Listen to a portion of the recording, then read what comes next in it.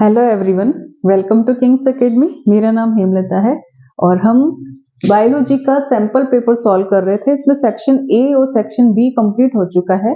Section C हम देखेंगे आज। सेक्शन सी में जो 7 क्वेश्चंस आएंगे और ईच क्वेश्चन जो है वो 3 मार्क्स का होगा। तो इसके अंदर फर्स्ट क्वेश्चन है, the figure given below the show 3 sperm A B and C. इस फिगर में 3 स्पर्म दिख रहे हैं आपको, ए बी और सी। इसमें ए पार्ट है, which one of the 3 sperms will gain entry into the ovum. Which one, कौन सा ओवम के अंदर एंट्री करेगा। पहले क्वेश्चन का आंसर आपको ये देना है। सेकंड का क्या है, describe the associate changes induced by it on P and Q. P और क्यू में क्या चेंजेस आएंगे वो आपको बताना। देखो पी क्या है, यहाँ पे जोना पेलुसिडा है, क्यू क्या है, यहाँ पे ओवम है। पी क्या है यहाँ पे, पी क्या है यहाँ पे, जोना पेलुसिडा है, ठीक है। और क्यू यहाँ पे ओवम है। अब फर्स्ट क्वेश्चन का आंसर क्या है कि कौन सा स्पर्म पहले एंट्री कर रहा है। तो देखो बी दूर है, सी उससे भी दूर है। जो ए जो है वो लगभग बिल्कुल पास में आ चुका है जोना पेलुसिडा के। तो ए इसके अंदर, ओवम के अंदर एंट्री करेगा। तो फर्स्ट क्वेश्चन का आंसर हो जाएगा स्पर्म ए। सेकंड क्वेश्चन इसमें पूछा है कि क्या चेंजेस होंगे जोना पेलुसिडा में और क्यू में। उसके चेंजेस के बारे में आपको लिखना है। मैं आपको अभी एक्सप्लेन कर रही हूं, फिर आपको मैं लिखवा देंगी। अब क्या चेंजेस होंगे, जब जैसे ही स्पर्म कांटेक्ट में आएगा जोना पेलुसिडा के, तो क्या होगा, स्पर्म के हेड में से कुछ सिक्रीशंस होंगे जिसकी वजह से ये जोना पेलुसिडा के अंदर एंट्री कर पाएगा, है ना। तो जैसे ही ये कांटेक्ट में आता है जोना पेलुसिडा के, तो ओवम के अंदर क्या होता है, सेकंड मायोटिक डिवीजन होता है। Second miotic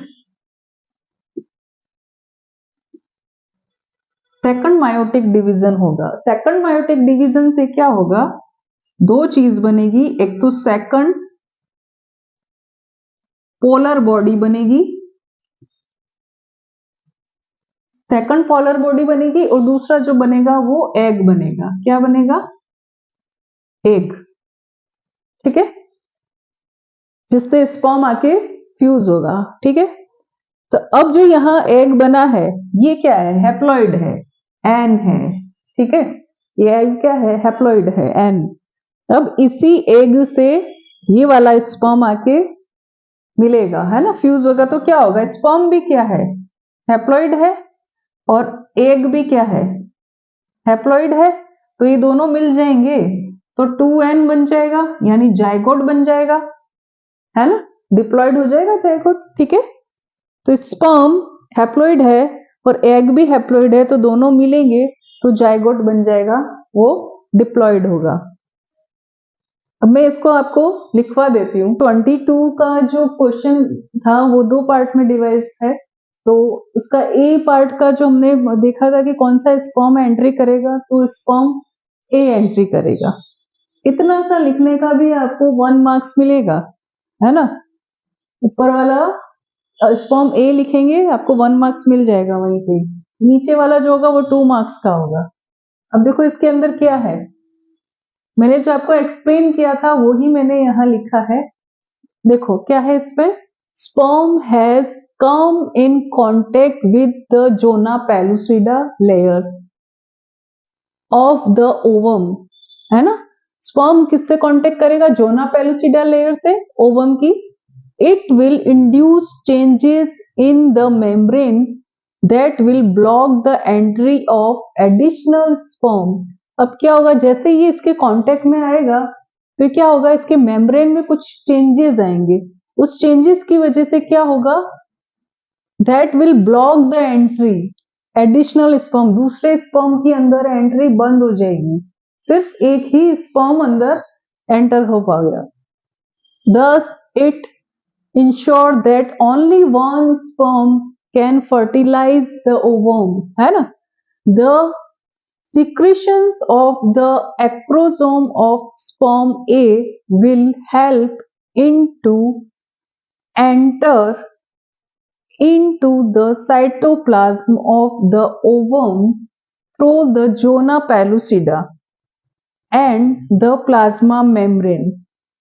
This will induce the completion of the meiotic division of the secondary oocyte. ठीक है, अब देखो क्या हुआ, यहां तक समझ में आया, सिक्रीशन हुआ स्पर्म से, स्पर्म के एक्रोसोम से सिक्रीशन की हेल्प से वो कहां कहां एंटर कर गया, एंटर कर जाएगा साइटोप्लाज्म के ओवम के अंदर। ठीक है, फिर अंदर क्या होगा, मायोटिक डिवीजन स्टार्ट हो जाएगा, वो मैंने आपको एक्सप्लेन कर लिया था। उससे क्या होगा, सेकंड मायोटिक डिवीजन से क्या होगा, unequal will result in the formation of a second polar body and a haploid ovum। मैंने बोला था ना, अंदर ओवम में सेकंड मायोटिक डिवीजन स्टार्ट हो जाएगा, तो उससे क्या होगा, अनइक्वल रिजल्ट आएगा। उससे एक तो बनेगा सेकंड पोलर बॉडी बनेगा, दूसरा बनेगा एक हैप्लॉइड ओवम बनेगा। Then the haploid nucleus of the sperm a and that of the ovum Q will fuse together to form a diploid zygote। दोनों हैप्लॉइड है, स्पर्म भी हैप्लॉइड है और ये ओवम भी हैप्लॉइड है, तो दोनों का फ्यूजन होगा तो डिप्लॉइड जाइगोट बनेगा। ठीक है, आपको अच्छे से समझ में आ गया होगा ये क्वेश्चन। 23 नंबर का क्वेश्चन है, explain the phase in embryonic development from the morula stage till the establishment of pregnancy in a human female। ठीक है, तो हमको एम्ब्रियोनिक स्टेज बतानी है डेवलपमेंट की, मोरूला से लेके इम्प्लांटेशन तक की स्टेज को हमें बताना है। तो इसमें आपको इस तरीके से डायग्राम ड्रॉ करना पड़ेगा। देखो मैंने इसमें ड्रॉ किया है, इसमें सबसे पहले जैसे यहाँ एग है, फिर यहाँ स्पर्म की एंट्री हुई, ठीक है, जाइगोट बना, जाइगोट के बाद 2 सेल स्टेज आई, फिर 4 सेल स्टेज आई।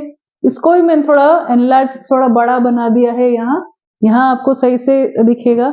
जाइगोट है, जाइगोट बना, जाइगोट फिर डिवाइड हुआ 2 सेल स्टेज में, 2 सेल स्टेज के बाद फिर से डिवाइड हुआ, 4 सेल स्टेज है, इसको हम क्या बोल रहे हैं, ब्लास्टोमियर। देखो डी, ये रहा डी, है ना, 4 सेल स्टेज। ठीक है, फिर 4 सेल स्टेज के बाद फिर से डिवीजन हुआ, फिर बना 8 सेल स्टेज। ठीक है, इसको हम क्या बोलेंगे, मोरूला बोलेंगे। ई देखो यहाँ पे ई मोरूला है। ठीक है, मोरूला के बाद फिर से डिवीजन होगा, उसको 16 सेल स्टेज होगी, उसको हम क्या कहेंगे, ब्लास्टोमियर्स बनेंगे और ब्लास्टूला बोलेंगे। देखो फिर धीरे धीरे ये रहा ब्लास्टूला, अब धीरे धीरे ये नीचे आता जा रहा है, फैलोपियन ट्यूब से यहाँ नीचे यूट्रस में आ रहा है। उसके बाद ब्लास्टोमियर्स क्या होगा, बहुत ज्यादा सेल्स हो जाएगी, तो ये क्या हो जाएंगे, साइड में पेरिफेरी पे एक लेयर बना देंगे, उसको हम कहेंगे ट्रोफोब्लास्ट लेयर, है ना। ये बाकी सब साइड में हो गए और कुछ जो सेल्स बच गई थी वो यहाँ पे बीच में एक जगह इकट्ठी हो गई, और ये जो सेल इकट्ठी हुई इनको हम कहेंगे inner cell mass. Inner cell mass, ये ही इनर सेल मास, ये ही आगे जाके एम्ब्रियो बनाएगी। ठीक है, तो अब ये जो ट्रोफोब्लास्ट लेयर है, देखो यहां तक आ गए हम, ये जी लिखा ना मैंने, यहां तक आ गए हम। अब ये जो ट्रोफोब्लास्ट लेयर है, ये क्या करेगी, एंड्रोमेट्रियम के साथ इस तरीके से कनेक्ट हो जाएगी यहाँ पे, और इम्प्लांटेशन हो जाएगा। तो ये सारे स्टेज है। अब मैं इसका डायग्राम बना दिया है, अब मैं इसको जो डिटेल है इसकी वो मैं आपको बता देती हूँ। डायग्राम आपको एक्सप्लेन किया था मैंने, अब इसका जो थ्योरी है वो आप देखो, इसमें क्या है, the embryo with 8 to 16 blastomere is called a morula, है ना। 8 to 16 सेल्स के जो ब्लास्टोमियर्स होंगे उसको हम मोरूला बोलेंगे। The morula continues to divide and transform into blastocyst, है ना। मोरूला फिर डिवाइड होगा कंटिन्यूस आगे, फिर वो क्या बना देगा, ब्लास्टोसिस्ट बना देगा, जो कहाँ मूव करेगा, as it move further into the uterus, जो यूट्रस में आगे मूव करेगा। हमने डायग्राम में देखा था, आपको भी डायग्राम सेम वैसा ही बनाना है। The blastomeres in the blastocyst are arranged into a outer layer called trophoblast. अब ब्लास्टोमियर के अंदर, सॉरी ब्लास्टोसिस्ट था, उसके अंदर क्या था, जो साइड की जो सेल्स थी वो कैसे अरेंज हो जाएगी, आउटर लेयर, है ना, तो उसको हम क्या बोलेंगे, ट्रोफोब्लास्ट बोलेंगे। And can an inner group of cells attach to trophoblast called the inner cell mass, है ना, जो आउटर लेयर के बाद में जो कुछ सेल्स का जो ग्रुप रहेगा उसको हम क्या बोलेंगे, इनर सेल मास बोलेंगे। The trophoblast layer then gets attached to the endometrium, है ना, ट्रोफोब्लास्ट जो लेयर रहेगी वो सबसे आउटर लेयर है, वो कहां पर अटैच हो जाएगी, एंडोमेट्रियम से, एंडोमेट्रियम से अटैच हो जाएगी। And the inner cell mass gets differentiate as the embryo, है ना, तो जो इनर सेल मास है वो क्या बनाएगा, एम्ब्रियो बनाएगा, ठीक है। After attachment the uterine cell divide rapidly, जब ये अटैचमेंट हो जाएगा तो जो यूट्राइन सेल्स है वो क्या करेगी, रैपिडली डिवाइड होगी, रैपिडली डिवाइड होके उसको जो ब्लास्टोसिस्ट है उसको कवर कर देगी, rapidly divide and cover the blastocyst as a result. अब इसको जो डिवाइड हुई रैपिडली, उससे क्या रिजल्ट हुआ, blastocyst become embedded in the endometrium of the uterus, तो उससे क्या हुआ, ब्लास्टोसिस्ट अच्छे से ऐसे अटैच हो गया, ठीक है, यूट्रस से। This called implantation and it leads to pregnancy, ये क्या कहलाएगा, इम्प्लांटेशन कहलाएगा और ये प्रेगनेंसी हो जाएगी, ठीक है। तो आपको इस 23 अच्छे से समझ में आ गया होगा। 24 नंबर का क्वेश्चन, अब इसमें क्या है कि a pregnant women female was advised to undergo MTP, it was diagnosed that the fetus she was carrying had developed from a zygote having 45 chromosomes with only one chromosome जो है वो X है।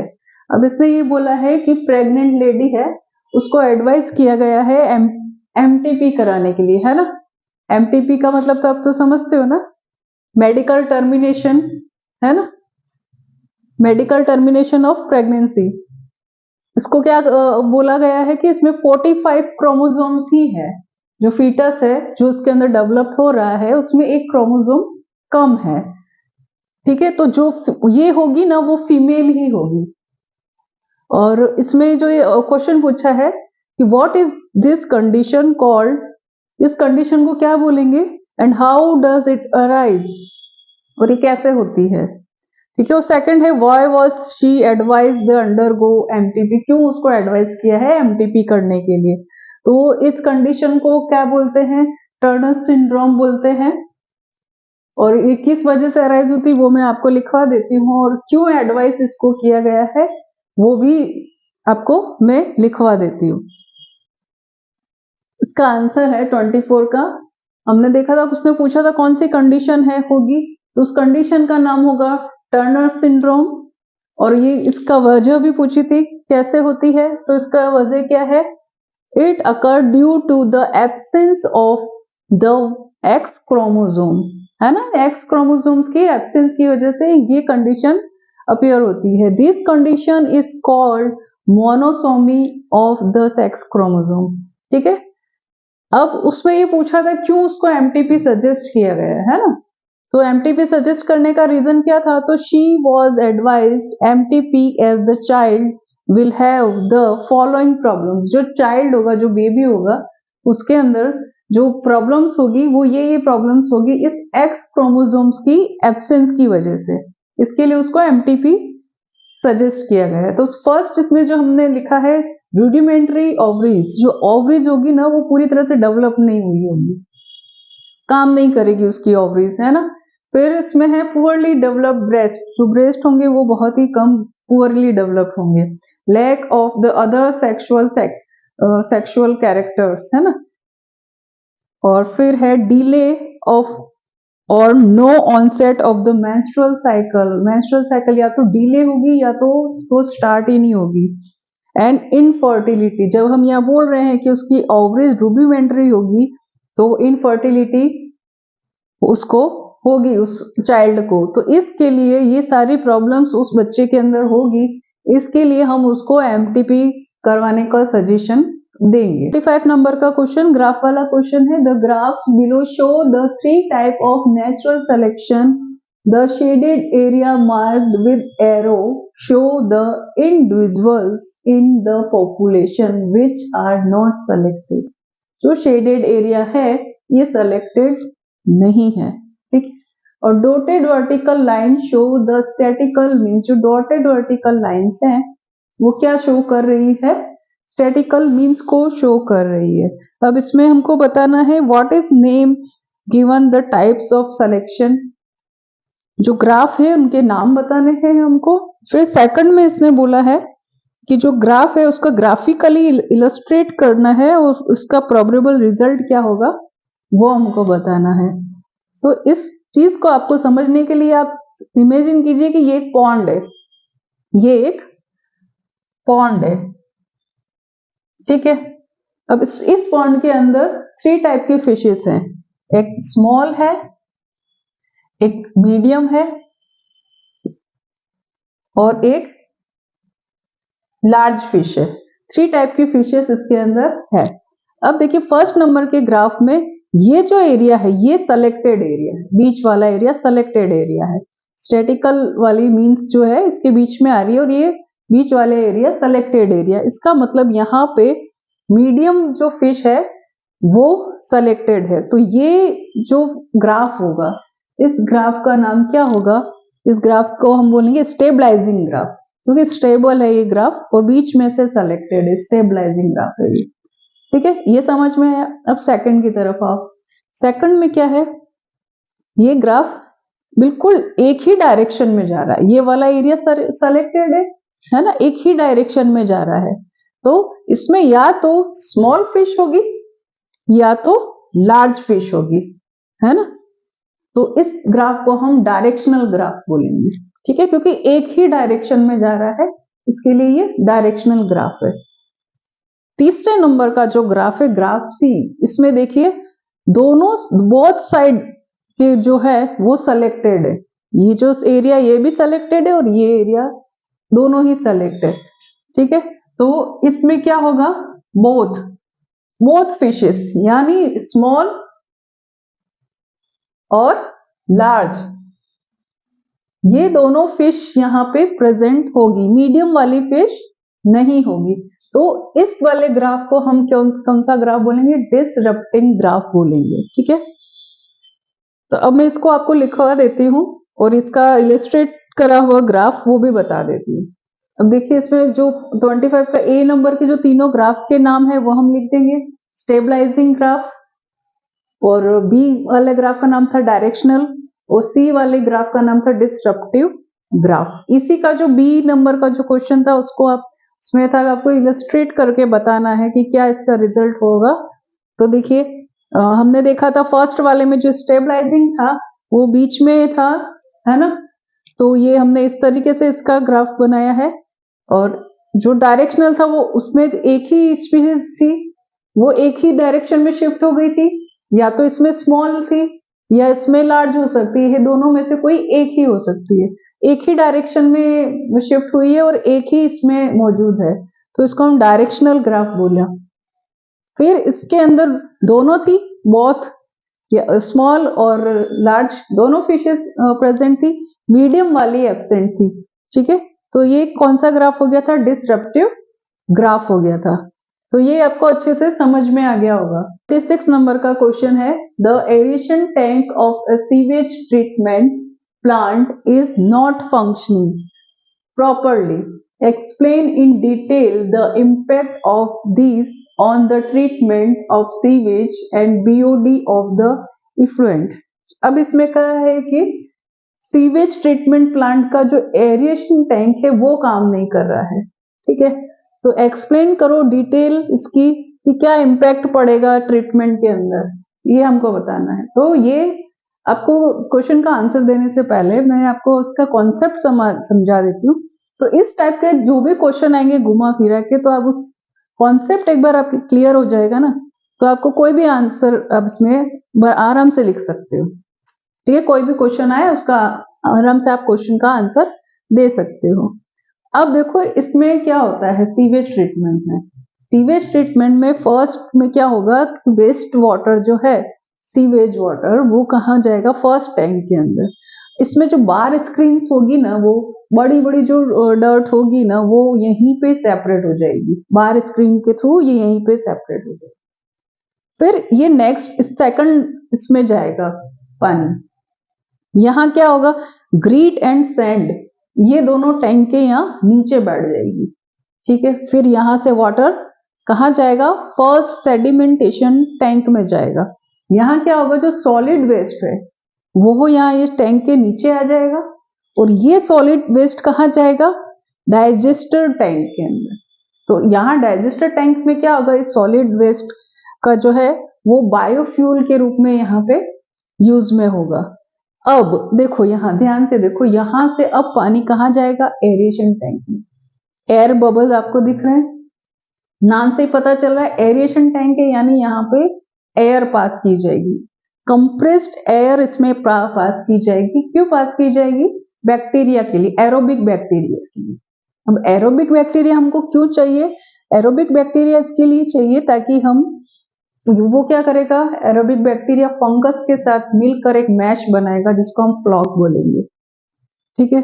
तो ये बोल रहा है कि ये वाला टैंक काम नहीं कर रहा है, ठीक है। तो इसमें इस पूरी प्रोसेस में क्या इस पे इफेक्ट पड़ेगा आपको ये बताना। तो ये आपको क्लियर हो गया, एरेशन टैंक का काम क्या है, एरोबिक बैक्टीरिया को प्रमोट करना, ठीक है। एरोबिक बैक्टीरिया फंगस के साथ मिलके मैश बनाएंगे, इसको हम फ्लॉक बोलेंगे।